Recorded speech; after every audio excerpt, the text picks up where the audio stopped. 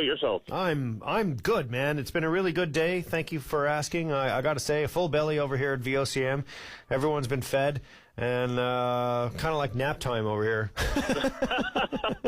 Well, there you go. Well, I'm certain it sounds like the old Sunday dinner syndrome. Yeah, exactly. That's precisely what it is. Except none of us are watching football. There you go. There you go. Jonathan, before I get into my topic, I just want to say I was honored to attend an event, a ceremony today, to honor who I believe certainly is a person who arguably has had a bigger impact and done more for the town and city of Mount Pearl than any other person in public or political life, and that was Neil Windsor. And we had a ceremony today to rename the city's public works facility to the Neil Windsor building, and Neil was there himself and his wife, and a lot of family and friends, and there was a lot of former colleagues and so on from council and former MHAs and prominent members of our community, and it was great to be there to honor a man who has certainly done so much for Mount Pearl, a man who I absolutely admire and respect very, very much. Do you spell his name with a D or without, Mr. Windsor, the late Mr. Windsor? I think it's without. Okay. Yeah. I'm unfamiliar with a lot of what he did, but you know what?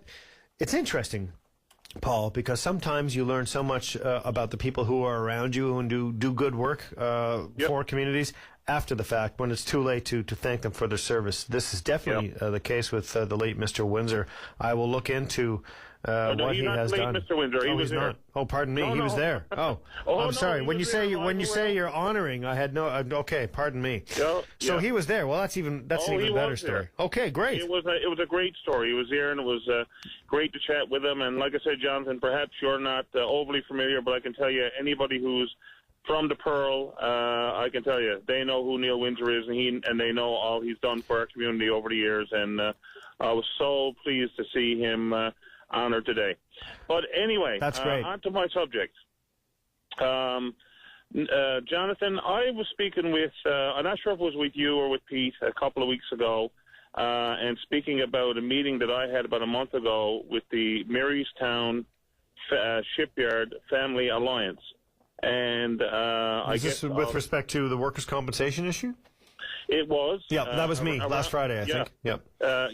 Around the workers' compensation issue that they've been having, in terms of there's so many people in that community who had worked at the shipyard who now, perhaps 30, 40 years after working there, are now many of them coming down with various forms of cancers and industrial diseases.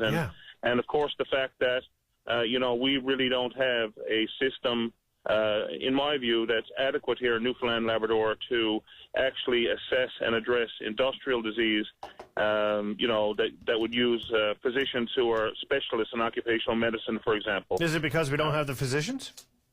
We don't have, my understanding is we don't have the physicians here in the province to do it, and that's something I believe that should be addressed by workers' compensation. If we don't, and the government, and if we don't have them, there's no reason to say that they cannot be brought in from other places.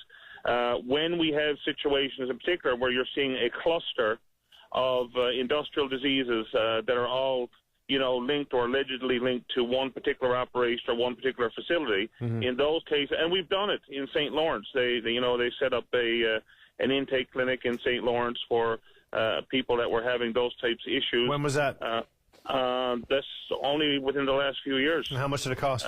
I can't say the exact cost. But you still think it's a good idea without knowing how much it costs?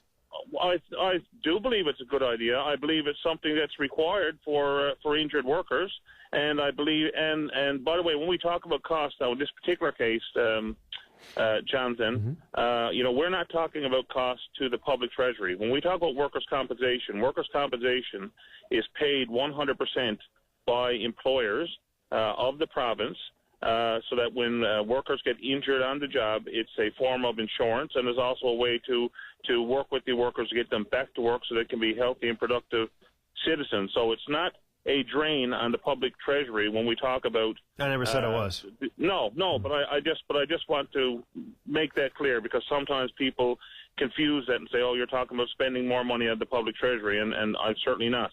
But Jonathan, a story that came to light was brought to my attention today. Actually, I believe it was on the news last night, and it's related. And this is really why I called. Is that there was an environmental cleanup which was done of the Marystown shipyard. I think it had been started, I think the story said, in 1998, and it went on till some preliminary work, and went on till about 2002. Then it stopped, and I think it was indicated in the story it was because of cost, but in 2010 it continued, and the cleanup took place. Wait a minute. So it stopped for 8 years? Apparently so. That's what the story says. Okay. That, there was a halt to it, and in 2008, it began again.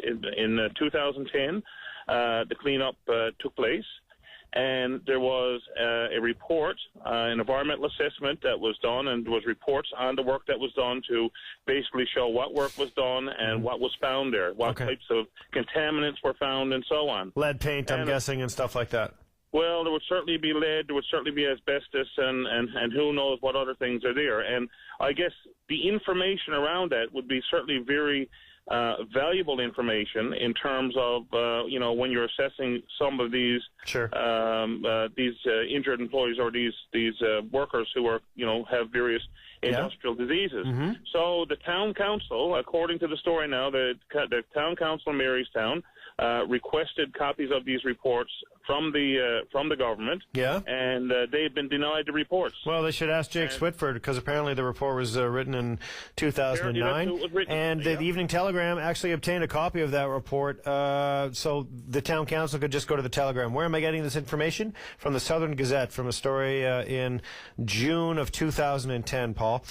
So it is there, and you can find all the information that you're looking for there. It says that elevated lead levels in 21 of the 23 samples taken in the Joyner building were discovered. So I guess the information is out there, is what I'm saying.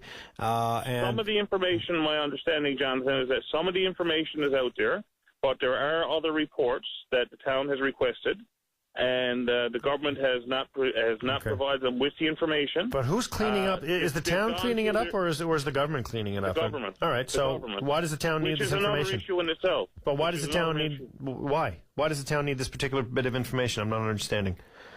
Because the town has concern for all of its citizens who are former workers. Right. It also has concerns around the fact that there may be other persons who lived in the vicinity of where the operations were taking place who were not workers, but may have been impacted there. And the town wants to know exactly what was in the town, what types of chemicals, what types of potential exposures were there. Why? And they want the information, they want the reports.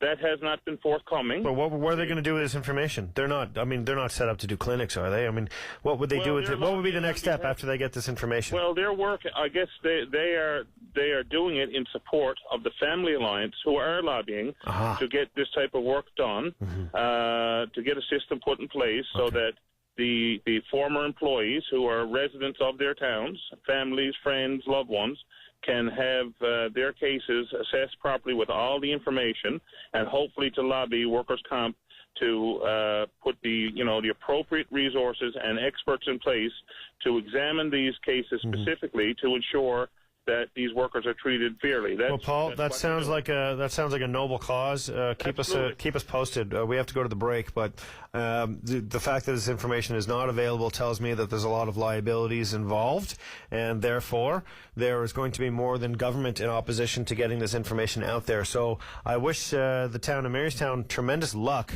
but they are up against a leviathan of firewalls, I would imagine, if that is the case. And it probably shouldn't be that way by the sounds of it, but I don't think the story is going to go away for a long time.